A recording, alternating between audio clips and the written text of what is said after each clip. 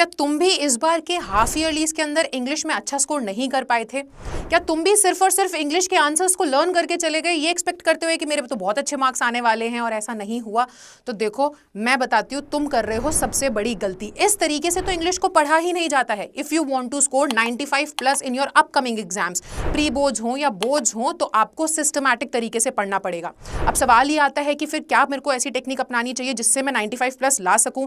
किस तरीके से मुझे पढ़ना पड़ेगा? तो चलो मैं बताती हूँ। तो सबसे पहला स्टेप तो ये है कि आपको समझना पड़ेगा अपना एग्जाम का पैटर्न। अब इंग्लिश का जो एग्जाम है वो जनरली 3 सेक्शंस में डिवाइडेड होता है। Section A is your reading section, section B is your grammar and writing section, और सेक्शन सी होता है आपका लिटरेचर का सेक्शन। अब तुमको ओवरऑल अगर इंग्लिश में 95 से ज्यादा स्कोर करना है तो तुमको इन तीनों सेक्शंस को मास्टर करना पड़ेगा बहुत ही अच्छी टेक्निक को यूज करते हुए। तो देखो, मैं आपके साथ ना बात करती हूँ कुछ कॉमन प्रॉब्लम्स की जो आई एम श्योर कि तुम भी फेस कर रहे होगे। वो कॉमन प्रॉब्लम सबसे पहली तो ये है कि मैम इंग्लिश का पेपर बहुत लंबा होता है, हमेशा छूट जाता है, मैं कितना ही लिख करके आ जाऊं मेरे को पूरे मार्क्स मिलते नहीं, और स्पेशली 6 मार्कर क्वेश्चन में। राइट, हमेशा लगता होगा ना ऐसा कि 6 नंबर के क्वेश्चन में कितना भी लिख करके आऊं, यार मैम कहीं ना कहीं नंबर काट ही लेती है, इतनी सारी गलतियां हो जाती हैं, कहीं पंक्चुएशन की मिस्टेक, कहीं टेंसेस की मिस्टेक, कहीं स्पेलिंग मिस्टेक। रुको, मैं बताती हूँ इन सभी प्रॉब्लम्स का सॉल्यूशन क्या है। सबसे पहले तो तुम ना ये इंग्लिश को प्लेन रीड करना पढ़ना बंद कर दो। अब तुम बोलोगे मैम रीड करना बंद कर दो, कैसी बात कर रहे हो आप? मेरे कहने का ये मतलब है कि सिर्फ और सिर्फ टेक्स्ट बुक को उठा करके रीड करके जा रहे हो और सोच रहे हो भाई मेरे बहुत अच्छे मार्क्स आने वाले हैं, ऐसा नहीं होगा। आपको एक चैप्टर को इन डेप्थ समझना पड़ेगा, जिसके लिए एनसीईआरटी को सिर्फ फॉलो ना करो, तुम यूट्यूब पे कोई भी मौजूदा वन शॉट देख सकते हो। और ध्यान रखना, जब वन शॉट को देख रहे हो तो उसके अंदर कीवर्ड्स का स्पेशल आपको ध्यान रखना होगा। आप हर चैप्टर के कीवर्ड्स कहीं ना कहीं लिख लो, एक नोटबुक बनाओ, नोट्स बनाओ अपने खुद के, और उसके अंदर चैप्टर वाइज कीवर्ड्स लिखते चलो। अब उन नोट्स के अंदर सिर्फ और सिर्फ कीवर्ड्स नहीं होने चाहिए, उन नोट्स के अंदर आपको कैरेक्टर स्केच भी लिखने पड़ेंगे, हर एक चैप्टर के अंदर जितने भी कैरेक्टर्स हैं उनके।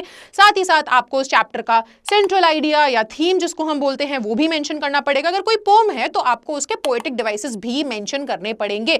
ये मैं इसलिए बोल रही हूं क्योंकि एट द एंड आपको आंसर फ्रेमिंग में यही सारी चीजें मदद करने वाली है। पता है होता क्या है ना कि आप जब अपना आंसर लिख करके आते हो तो उसके अंदर कंटेंट तो बहुत होता है। जो तुमने कहा ना कि मैं लिख के बहुत आता हूं पर मार्क्स कट जाते हैं, बेटा लिख के क्या आ रहे हो और कितना लिख के आ रहे हो उससे फर्क नहीं पड़ता। क्या क्या उसमें लिख के आ रहे हो, कैसा लिख के आ रहे हो उससे फर्क पड़ता है। मतलब कि आप अगर क्वांटिटी में तुमने बहुत ज्यादा लिखा है, बहुत सारी लाइंस तुम भर के आए हो, शीट्स भरी हैं, कुछ फर्क नहीं पड़ने वाला कीवर्ड्स है कि नहीं है। इंपॉर्टेंट इंफॉर्मेशन और ये रेलेवेंट इंफॉर्मेशन आपको यहीं से मिलेगी, यही सारी चीजें आपको याद रखनी पड़ेगी। पता है इंग्लिश एग्जाम के बाद जब भी मेरे पास कोई स्टूडेंट आता है और ये कहता है कि मैम मैंने ना एक रात पहले बैठ करके सब पढ़ लिया था, मैं सब कुछ पढ़ के गया था, लेकिन फिर भी देखो ना मेरी टीचर ने मेरे मार्क्स कट कर लिए हैं, तो मेरा एक ही क्वेश्चन होता है उनसे कि क्या तुमने आंसर लिख के प्रैक्टिस किए थे? और यहां पर वो बच्चा एकदम ब्लैंक हो जाता है। यही तो तुम गलती कर रहे हो, तुम सिर्फ और सिर्फ इंग्लिश को पढ़ करके चले जा रहे हो, आंसर को लिख के प्रैक्टिस तो करते ही नहीं हो।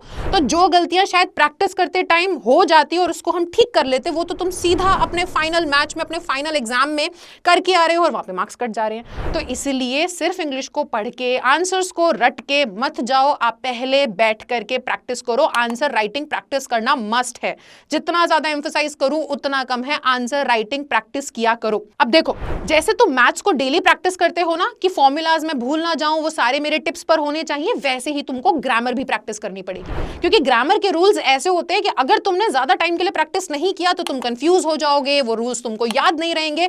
So practice grammar on a daily basis. और अगर डेली बेसिस नहीं कर पा रहे हो, फॉर एग्जाम्पल आप 10th का कोई स्टूडेंट है, उसके पास साइंस एंड मैथ्स जैसे बहुत सारे सब्जेक्ट्स हो जाएंगे, किसी के पास 11th में आर्ट्स है, साइंस है, बहुत सारे अलग अलग तुम्हारे पास सब्जेक्ट्स हैं और तुम नहीं टाइम निकाल पा रहे हो, तो हर ऑल्टरनेट डे या हफ्ते में तुम ऐसे 2 से 3 दिन निकाल लो अपनी मर्जी के, जिस दिन तुम आराम से ग्रामर प्रैक्टिस कर सकते हो। तो ग्रामर को प्रैक्टिस करते रहो, उसको टच में रखो। अब तीसरी बारी आती है हमारे राइटिंग सेक्शन की। प्लीज बेटा ये सोच के एग्जाम में नहीं जाना है कि राइटिंग सेक्शन ही तो है, क्रिएटिविटी ही तो लगानी है, लिख के ही तो आना है, कुछ भी लिख के आ जाऊंगा। तुम कुछ भी लिख करके आ जाओगे से काम नहीं चलेगा। और फॉर्मेट तुम्हें याद रखना है। फॉर्मेट सबसे इजी चीज होती है और उसके मार्क्स मिलते हैं, एक एक नंबर तुम्हें फ्री में मिल रहा है। तुम अगर सिर्फ और सिर्फ फॉर्मेट याद रखते हो, यानी कि कहाँ लाइन छोड़नी है, डेट कहाँ लिखनी है, सिर्फ इतना याद रखने के तुमको मार्क्स मिलने वाले हैं। तो फॉर्मेट्स को ध्यान में रखो, फॉर्मेट्स पे ध्यान दो, और राइटिंग सेक्शन को इतना लाइटली मत लो। एक बारी घर पर बैठ करके राइटिंग सेक्शन प्रैक्टिस कर लो। तो अब लिटरेचर की मैंने तुम्हारी प्रॉब्लम सॉल्व कर दी, कैसे पढ़ना है वो मैंने बता दिया, राइटिंग एंड ग्रामर सेक्शन को कैसे पढ़ना है वो बता दिया। लेकिन सबसे ज्यादा डर तो तुम्हें लगता है रीडिंग कॉम्प्रिहेंशन को लेकर के, राइट? तो देखो, रीडिंग कॉम्प्रिहेंशन के लिए सिर्फ मैं एक ही चीज बोलूंगी, जितनी ज्यादा रिच वोकैबुलरी उतना ज्यादा इजी रीडिंग कॉम्प्रिहेंशन को सॉल्व करना। अब सबसे बड़ा तो प्रॉब्लम यही होगा कि ना हमारे पास इतना टाइम है, और वो क्या आप कहाँ से मैं अच्छी करने जाऊं, मेरे को नहीं समझ में आता है कि कैसे किया जाए वो सब चीजें। मैं तो कीवर्ड्स को याद करने में परेशान हूं, अलग अलग वर्ड्स को कैसे याद करूं। तो उसके लिए तुम एक काम करो, प्रीवियस ईयर क्वेश्चन पेपर उठा लो और उनको सॉल्व करने लग जाओ। देखो, प्रीवियस ईयर क्वेश्चन पेपर को भी अगर तुम सॉल्व करोगे ना, तो उसके अंदर भी एक पेपर में या एक सेट के अंदर 2 रीडिंग कॉम्प्रिहेंशन गिवन होंगे। तो प्रैक्टिस में आने लग जाएगा, तो धीरे धीरे अपने आप ही चीजें आसान बनती चली जाएंगी, क्योंकि बोलते हैं ना, practice makes a man perfect. तो परफेक्शन चाहिए तो प्रैक्टिस करो।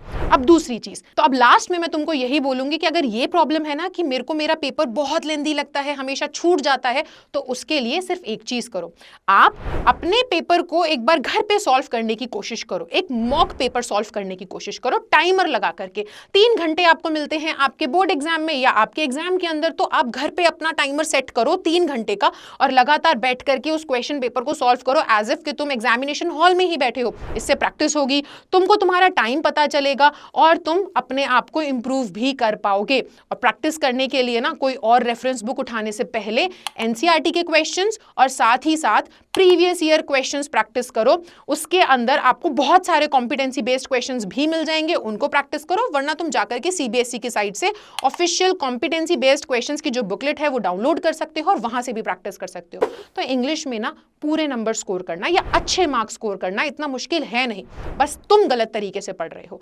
अब इस वीडियो को देखने के बाद समझ में आया कि कैसे सही तरीके से पढ़ना है, तो इस वीडियो को अपने फ्रेंड्स के साथ भी शेयर कर दो, ताकि वो लोग भी सही तरीके से पढ़ें और अच्छे मार्क्स स्कोर कर सकें। और जल्दी से चैनल को सब्सक्राइब भी कर लो, क्योंकि यहाँ पर बहुत सारी ऐसी ही वीडियोस आएंगी जो आपको अपने क्लास 10th, 11th, 12th के एग्जाम्स में मदद करने वाली हैं।